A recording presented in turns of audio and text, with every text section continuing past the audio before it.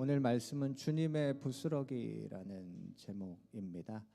마태복음 15장에 나오는 이야기 그리고 마가복음 7장에 같은 내용의 말씀입니다. 그래서 어떻게 보면 오늘 이제 세 가지 이야기를 나누게 되는데 그 말씀 통해서 은혜 받으시기 바랍니다. 마태복음 15장 27절 함께 읽겠습니다. 여자가 이르되 주여 올소이다마는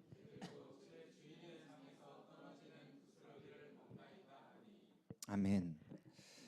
이 마태복음 15장에 나오는 이야기, 또 마가복음 7장 이 두 군데에 이 사건이 나옵니다. 그런데 이 여인과 만나시는 이야기 전에 있었던 이야기는 1절을 보면 바리새인들과 서기관들이 예루살렘으로부터 예수님을 만나기 위해 찾아옵니다. 지금 예수님은 이제 갈릴리라는 지역에 계십니다. 이스라엘 지도를 생각해 보면요, 갈릴리라는 지역은 이스라엘의 그 꼭대기 쪽 부분입니다. 물론 거기에서 조금 더 이제 올라가는 헬몬산 그쪽까지 가야 되지만 갈릴리는 저 윗지방이에요. 예루살렘은 중심이죠. 가까운 거리가 아닙니다. 며칠 걸려서 왔는지 몰라요. 그 수고와 그 거리. 남상호 집사님 3km, 5km 뛰었다고 했는데 그 수고도 참 놀랍잖아요. 매일매일. 그런데 지금 예루살렘으로부터 갈릴리까지 왔다는 건 엄청난 겁니다. 그 거리가. 그렇게 예수님 찾아왔어요. 이유가 있었겠죠. 어떤 마음에 품었던 뜻들이 있었을 거예요. 그런데 왔을 때 이들이 그 먼 길을 왔고 그 수고, 그 경비 그런 걸 다 지불해서 왔는데 어떤 걸 보게 됐냐면 예수님 제자들이 손을 안 씻고 떡을 먹는 걸 본 겁니다. 여러분 오늘 손 씻으셨죠? 저도 오늘 여러 번 손을 씻었는데 이따 점심 먹기 전에 손 씻으실 건가요? 아니면 안 씻고 드실 건가요? 이 바리새인들과 서기관들에게는 손을 씻지 않고 떡을 먹는 것은 부정한 거였습니다. 그러니까 성경에서 이제 정한 것과 부정한 것은 중요한 거거든요. 거룩, 성결. 그런데 이제 부정하다는 거예요. 더럽혀진다. 그러니까 자신을 더럽히는 일로 이들은 생각했다는 겁니다. 그래서 예수님께 묻는 거예요. 2절을 보면 당신의 제자들은 왜 손을 씻지 않고 떡을 먹습니까? 그런데 이것이 무엇이냐면 장로들의 전통이었다는 거예요. 장로들의 전통을 왜 범합니까? 왜 지키지 않습니까? 왜 가볍게 여깁니까? 뭐 여러 가지 표현들 다 같은 이야기죠.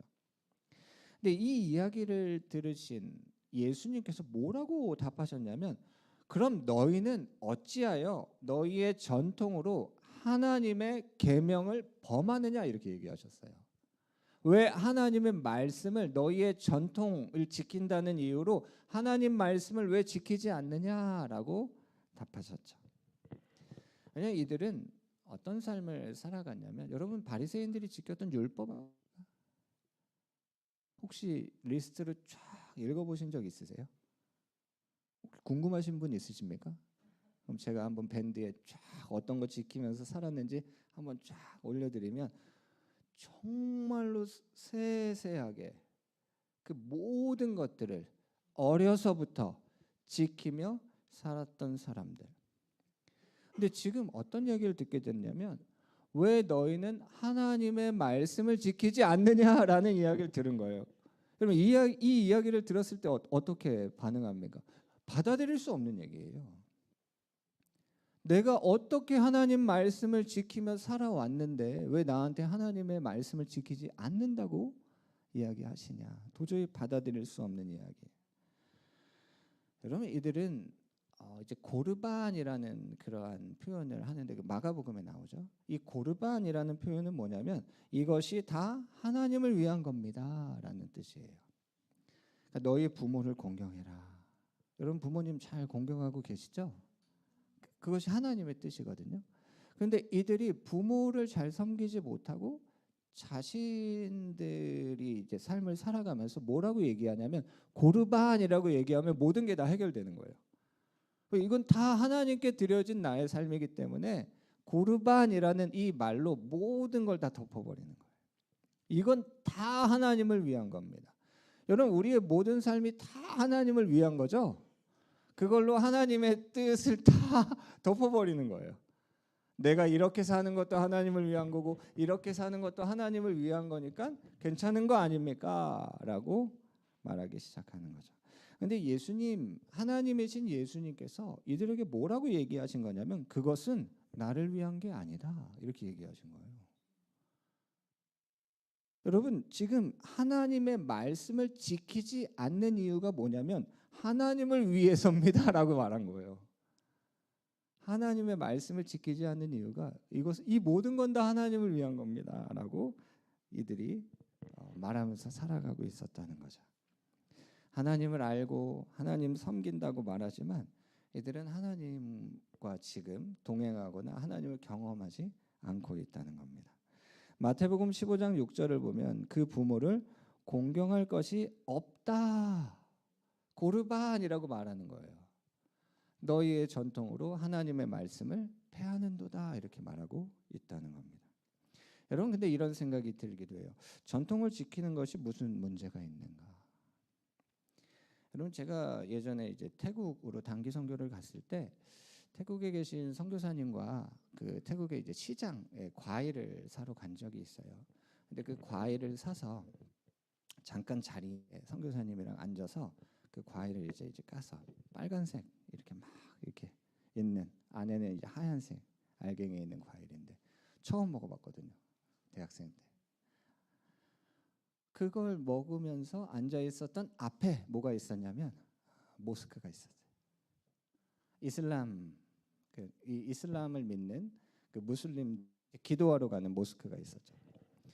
근데 그들이 이제 기도하러 들어가면서 그 입구에 수도가가 있어요. 제가 예전에도 한번 말씀드린 적이 있는데, 그들은 이제 기도하러 들어가는 그 성전, 그 기도실로 들어가기 전에 손을 씻습니다. 왜 씻는지 아세요? 내가 행한 일을 씻습니다.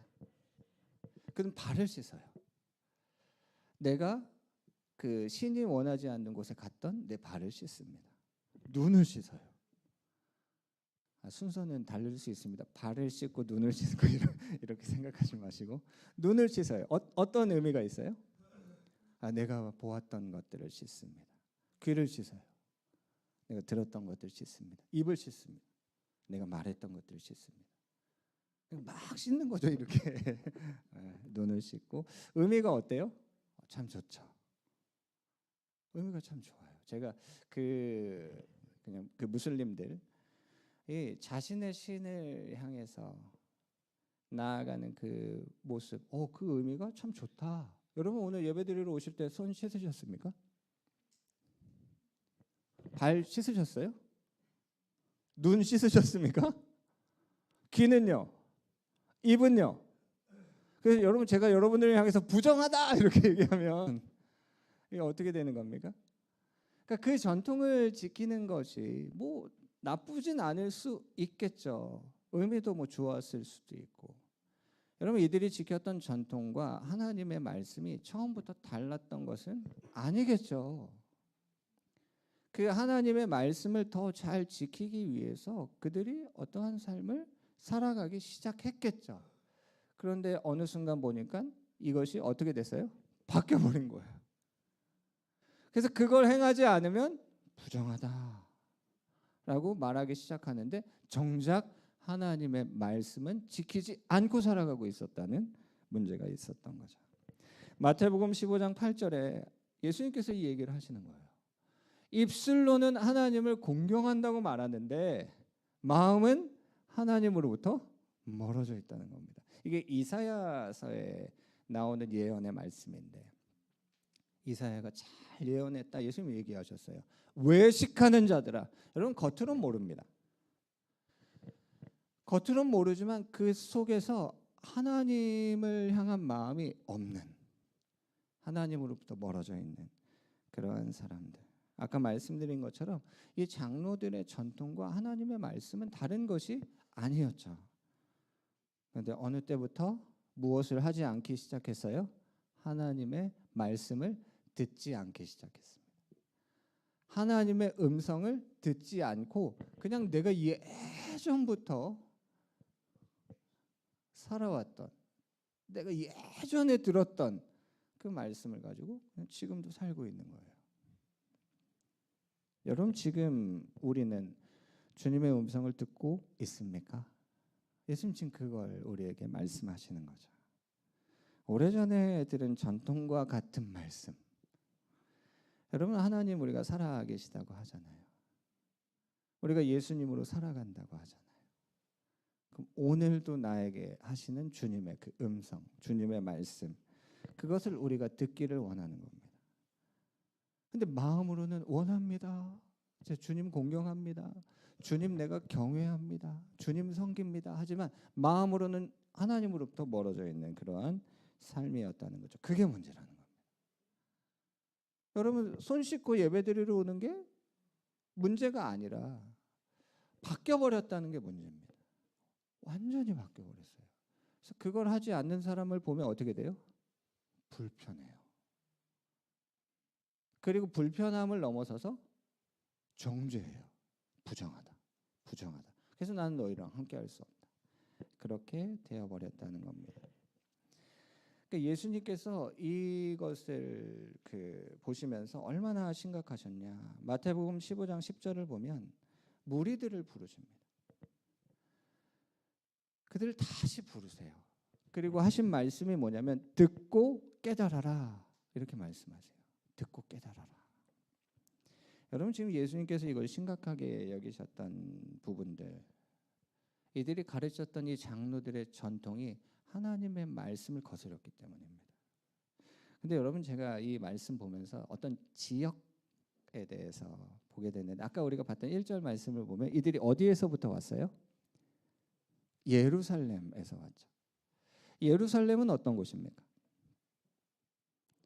여러분, 저는 예루살렘에서 왔습니다 라고 하면 여러분 어떤 생각이 드세요? 신뢰가 갈 만한 지역이에요.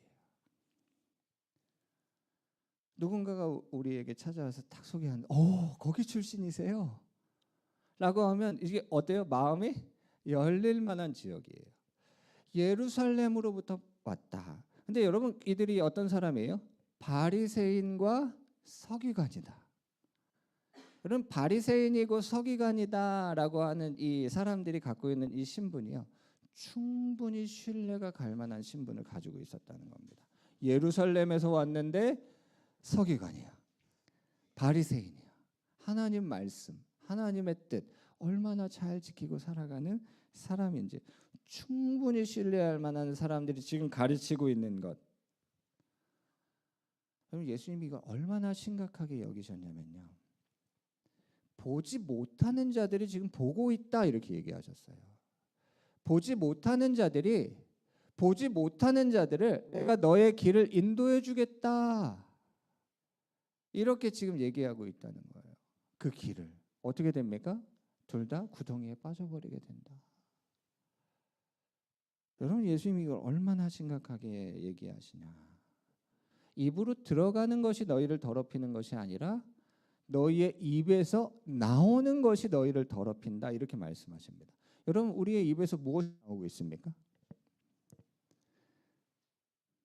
뭐가 나오고 있어요?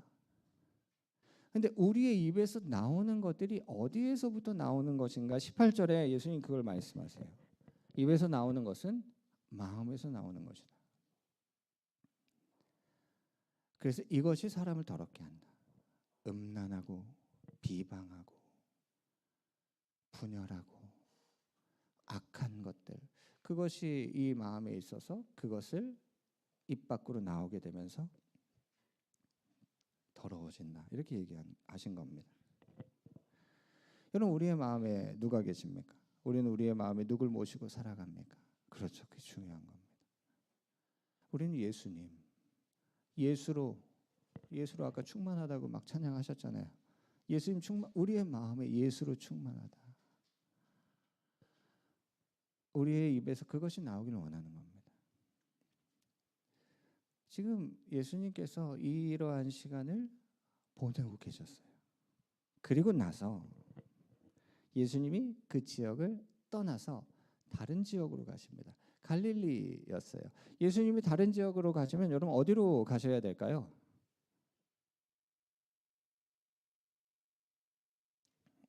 갈릴리를 떠나셨어요. 그럼 어디로 가시면 좋을까요? 예? 나사렛? 예. 어디로 가시면 좋아요? 다시 예루살렘으로?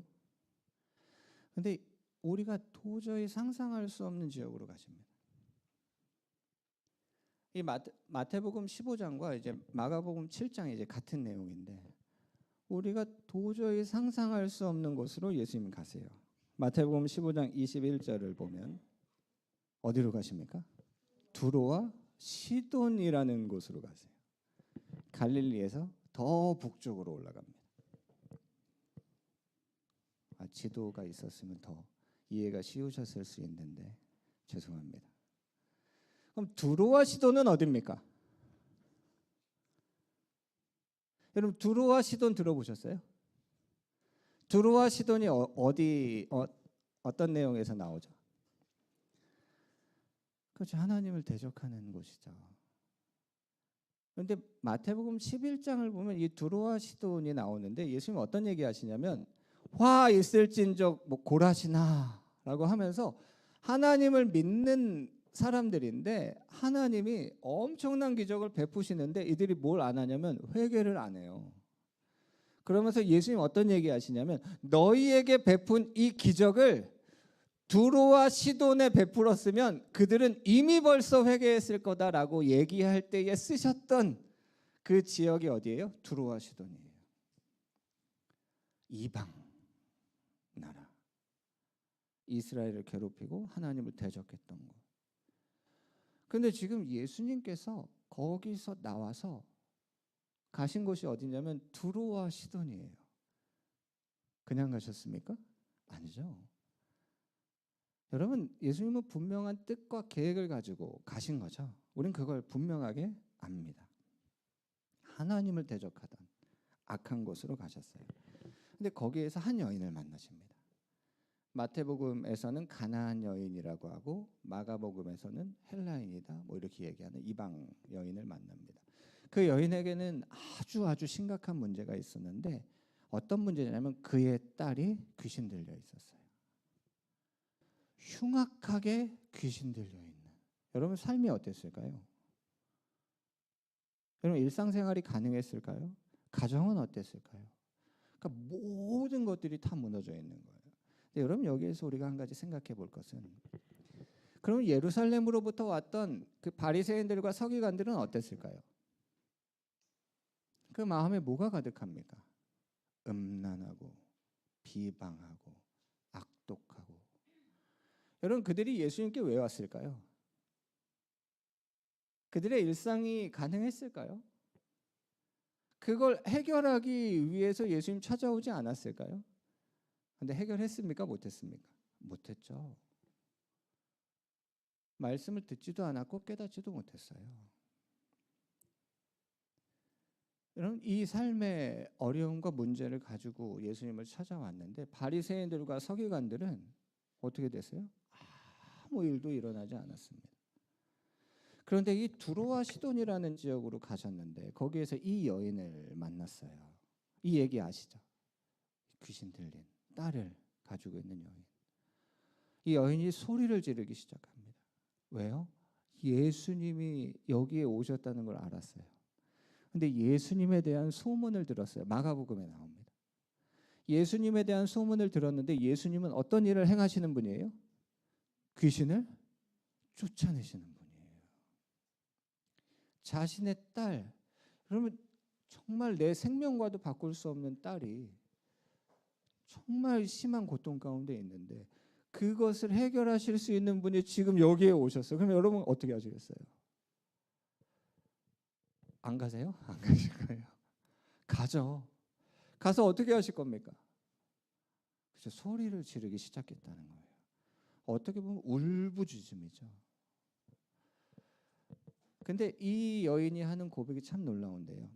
주 다윗의 자손이요. 이렇게 고백해요. 여러분 아까 그 바리새인들과 서기관들은 예수님께 뭐라고 고백했어요? 그렇죠. 기억이 잘 안 납니다. 잘 안 나요. 근데 이 두로와 시돈이라는 지역에 이 이방 여인은 예수님을 향해서 뭐라고 고백하냐면 주 다윗의 자손이여 나를 불쌍히 여기소서. 나의 딸이 흉악하게 귀신 들렸습니다. 도와주세요. 그럼 여러분 예수님 어떻게 하셔야 됩니까? 그럼 예수님이 여기 왜 가셨을까요?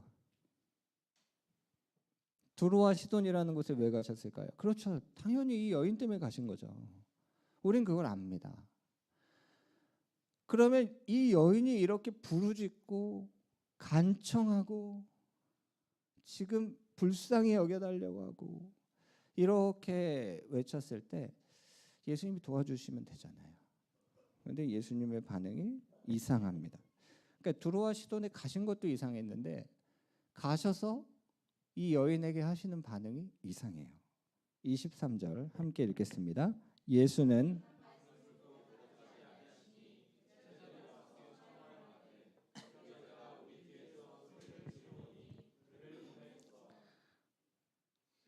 이상하죠. 주 다윗의 자손이요 내 딸이 지금 흉악하게 귀신 들렸습니다. 불쌍히 여겨주시옵소서. 그런데 예수님 어떻게 하시냐면 한 말씀도 안 하셨어요. 그러니까 대꾸를 안 하고 계세요. 아무런 반응을 안 하세요.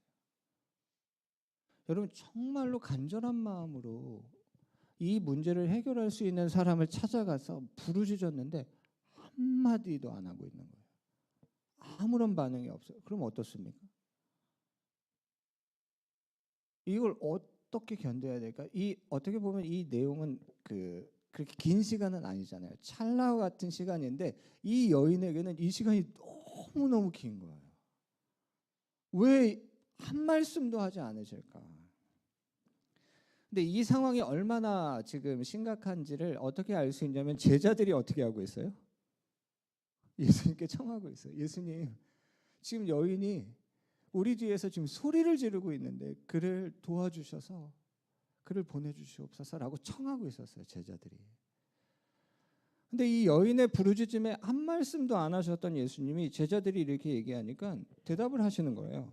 어떻게 대답하셨냐면 나는 이스라엘 집에 잃어버린 양 외에는 다른 데로 보내심을 받지 않았다 이렇게 얘기하신 거예요. 지금 두로와 시돈에 오셨거든요. 근데 이 얘기를 하셨어요. 이 얘기를 여인이 들었을까요? 못 들었을까요? 들었죠. 지금 이 여인은요. 예수님의 입에서 나오는 그 한 말씀 한 말씀에 엄청난 집중을 가지고 있습니다. 여러분 지금 나를 향해서 하나님께서 어떤 말씀을 하고 계신가에 여러분 우리가 정말로 집중해서 듣고 있는가? 그 말씀이 나를 살리고 그 말씀이 나를 회복시키고 그 말씀이 내 삶에 있는 문제를 해결하고 그 말씀이 우리의 가정을 다시 살리고 정말 우리가 그걸 믿고 있는가? 이 여인은요 지금 예수님이 하시는 그 말씀 그 입에 얼마나 집중되어 있는가? 근데 예수님이 하신 얘기가 뭐냐면 나는 이 여인을 돕지 않을 거다였어요. 여러분 얼마나 실망이 되었을까? 그런데 이 여인은요 이 말을 듣고 어떻게 하냐면 예수님 앞에 절하며 엎드려 주여 저를 도우소서 이렇게 고백합니다. 여러분 아까 처음에 이 여인이 예수님을 어떻게 고백했어요? 주 다윗의 자손이요. 근데 지금 어떻게 고백하고 있어요? 주여 주여 저를 도우소서 이렇게 고백하고 있어요. 이 정도 됐으면 예수님이 그래 내가 너의 믿음을 보았다 이렇게 되셔야 되는데 근데 이 여인은 너무나 충격적인 말을 듣습니다. 이 여인은요 소리 지르고 도와달라고 했을 때 예수님이 한 말씀도 하지 않으셨을 때도 견뎠어요. 그 자리에 있었습니다. 그리고 나는 이스라엘의 잃어버린 양들만 도울 거다라고 하셨을 때도 예수님 앞에 나와서 절하며 엎드려 주여 저를 도우소서라고 고백하며 예수님 곁에 있었어요. 그 견뎠어요. 참았어요. 그런데 지금 예수님께서 어떤 얘기를 하셨냐면 자녀의 떡을 취해서 개들에게 던져줄 수 없다 이 얘기를 하셨어요. 지금 자신을 뭐라고 얘기하신 거예요? 개라고 얘기하신 거예요. 나는 이것을 내 자녀들한테 줄 건데 이걸 개한테 줄 수 없다라고 얘기하신 거예요. 이 말씀을 들은 여인은 이렇게 대답합니다. 그게 우리가 처음에 읽었던 27절이에요. 다시 한번 읽겠습니다. 시작. 여자가 이르되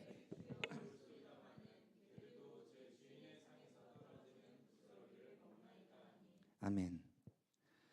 그러니까 먼저 앞에 여인이 한 고백이 뭐예요? 주님의 말씀이 맞습니다. 여러분 자신의 상황을 보면요, 주님의 말씀이 어떻게 맞아요? 지금 나를 무조건 도와주셔야 되는데, 지금 빨리 도와주셔야 되는데, 나를 그냥 이렇게 내버려 두시면 안 되는데, 근데 예수님이 하신 말씀이 맞습니다. 주님의 말씀이 옳습니다. 여러분 이거 놀라운 고백입니다. 그리 아니하실지라도 내 생각과 다르다 할지라도 주님의 말씀이 항상 옳습니다. 그럼 지금 놀라운 고백을 했어요. 그렇죠? 여기도 주여라고 하죠. 이 바리새인들과 서기관들과 제가 이 말씀을 이렇게 비교해서 생각해 보면요, 그들은 그 예수님을 정말 멀리서 찾아왔거든요. 예루살렘에서 이 갈릴리라는 곳까지 정말 힘들게 찾아왔는데 예수님이 하신 말씀 듣고 불편해가지고 예수님을 더 이상 가까이 안 했어요. 그 한마디 때문에. 근데 이 여인은 지금 몇 번에 지금 이 어떻게 보면 우리가 생각할 때 고비잖아요. 더러워서 내가 그냥 집에 간다라고 충분히 할 만한 상황들이 계속 있는데 주님의 말씀이 맞습니다. 그러면서 어떻게 얘기해요? 개들도 주인의 상에서 떨어지는 부스러기를 먹습니다. 제가 오늘 말씀을 준비하면서 가장 처음 봤던 말씀이 사실 이 말씀이에요. 그래서 설교 제목이 주님의 부스러기잖아요. 제가 이 말씀을 보는데 참 놀라운 거예요. 여러분 지금 바리새인들과 서기관들은요 어땠어요? 예수님이 뭘 주셨어요? 떡을 주셨어요. 그 마음속에 음란하고 그 비방, 여러분 그것을 마음에 품고 살아가면 삶이 정말 힘들잖아요. 모른 척하지 마시고요. 힘들어요. 이 마음에 누군가를 막 저주하고 이 마음에 나 자신을 향해서 막 그러한 죄악이 내 마음에 가득한 삶을 살아가는 게 얼마나 힘들어요. 그럼 바리새인들과 이 서기관이 그 먼 길을 와서 주님 이 죄에서 저를 좀 자유케 해주시고 제 삶을 다시 회복해 주시고 우리의 가정을 다시 살려주시고 그러한 걸 원하고 청하고, 물론 이 여인처럼 막 부르짖지도 않았고 막 그랬지만 어쨌든 그러한 마음이 있었다면 예수님이 떡을 주셨을 때 그 떡을 먹고 살아나고 회복이 돼야 되잖아요. 그런데 예수님이 한마디 하셨다고 그 마음 닫아버리고 떠나갔다는 거예요. 이 여인은요 지금 예수님이 한 말씀도 안 하시고 하시는 얘기가 난 안 도와줄 건데 이런 얘기 하시고, 그리고 나서 하신 얘기가 난 걔한테는 줄 수 없는데 이런 얘기를 하셨다면, 여러분 이 여인, 제가 이 말씀 보면서 주님의 부스러기가 내 삶의 문제를 해결할 수 있다고 믿는가? 여러분 믿으십니까? 이 여인은 그걸 믿은 거예요. 누가 생각나냐면 예수님의 옷자락을 잡았던 그 12해 동안 혈류병을 앓았던 여인이요. 여러분 그 12년 동안 이 병을 고치지 못해서 자신의 모든 재산을 다 이 그 치료비로 썼고, 여러분 주변에 있는 모든 사람들이 다 떠났잖아요. 같이 있을 수 없어요. 부정하기 때문에. 그런데 예수님이 나를 고치실 수 있다는 그 믿음을 갖고, 여러분 예수님이 병을 고치시려면 어떻게 해야 돼요? 그렇죠. 이리 와. 그래서 여기서 안수 기도를 해주시고 막 이렇게 무언가 막 이렇게 해주셔야지 병이 나을 거라는 생각을 할까 말까인데, 이 여인은요, 예수님의 내가 옷자락만 잡아도 내 병이 나을 거라는 그 믿음을 갖고 있었다는 거예요. 이 여인 어때요? 이 이방 여인, 가나안 여인. 주님의 부스러기가 내 삶을 새롭게 하시고 내 삶을 살리실 수 있다는 그 믿음으로 지금 고백을 하고 있어요. 여러분 우리는 떡을 줘도 그 떡이 뭘 날 살릴 수 있어 이렇게 생각하고 있는데, 그 떡에서 떨어진 부스러기가 주님 저를 충만하게 하십니다. 주님의 부스러기가 나를 가득 채우십니다. 주님의 부스러기가 내 삶의 모든 문제를 해결하십니다 라고 지금 이 여인이 고백한 거예요. 여러분 주님의 부스러기가 이 여인을 살렸어요. 예수님 뭐라고 하시냐면 28절을 보면 너의 믿음이 크다. 내 소원대로 되리라. 그리고 그의 딸이 낫습니다.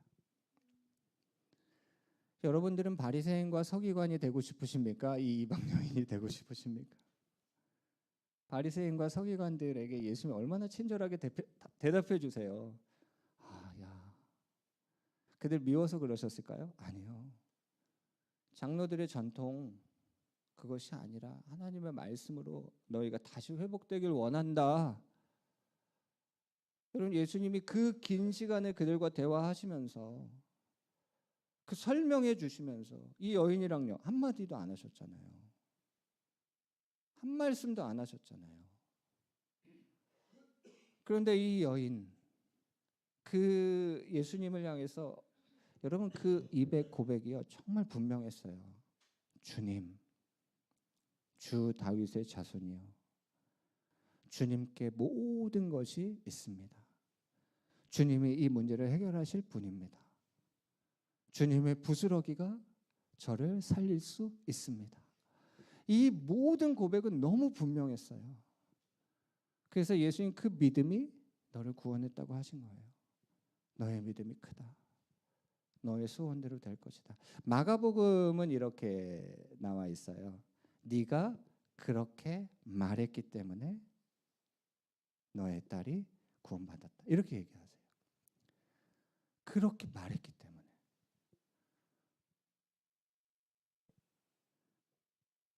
이 그 이야기 이제 세 번째 이야기는 이 여인과의 이 시간 두로와 시돈에서의 이 일정이 끝나시고 다시 돌아오시는데 어떻게 돌아오시냐면 마가복음 7장 31절을 보면 두로 지방을 나와서 시돈을 지나셔서 시돈은 더 위죠. 데가볼리라는 지역은요. 여기 이스라엘이 있으면 갈릴리가 있고 이쪽 땅덩어리예요. 그러니까 이스라엘 나라가 아닌 거죠. 데가볼리 지방을 통과하셔서 다시 갈릴리로 오셨어요. 그러니까 이걸 지금 이 한 구절에서 설명을 하고 있거든요. 엄청난 거리를 지금 지나서 이렇게 오셨다. 갈릴리로 다시 돌아오셔서 한 사람을 만나십니다. 근데 그 사람은 어떤 문제를 가지고 있었냐면 듣지 못하고 말하지 못한 사람이었어요. 그러니까 말을 더듬었다 이렇게 얘기하죠. 근데 어떻게 보면 이제 분명하게 말하지 못한 사람으로 생각하시면 조금 더 이해가 쉬울 것 같습니다. 오늘 말씀의 흐름상 듣지 못했고 분명하게 말하지 못한 사람을 사람들이 데리고 왔습니다. 근데 예수님이 그를 보시고 아까 가나안 여인 만났을 때는 한마디도 안 하셨고 안 도와줄 거다 이렇게 하셨는데 이 사람을 딱 보자마자 무리를 떠나서 이 한 명을 따로 데리고 가세요. 그리고 그를 위해 기도하십니다. 마가복음 7장 34절 함께 읽겠습니다. 하늘을 우러러 탄식하시며 아멘. 에바다의 요 말씀이 여기 나오죠. 열리라. 근데 여러분 예수님이 기도하시는 장면이 성경에 나오죠. 많이 나옵니다. 근데 여러분 예수님이 하늘을 우러러 기도하시는 장면이 얼마나 나올까요? 예수님이 하늘을 우러러 축사하셨다라는 말씀이 나옵니다. 언제 나오죠? 그렇죠. 오병이어를 하실 때 그걸 받으시고 하늘을 우러러 축사하시고 나눠줘라 라고 하시는 예수님의 기도가 나오죠. 5,000명 그렇죠. 그 남자들 장정만 5,000명 어린이 여인 노인들까지 하면 더 많은 사람들이 모여 있었고 하늘을 우러러 축사하셨죠. 기도하셨어요.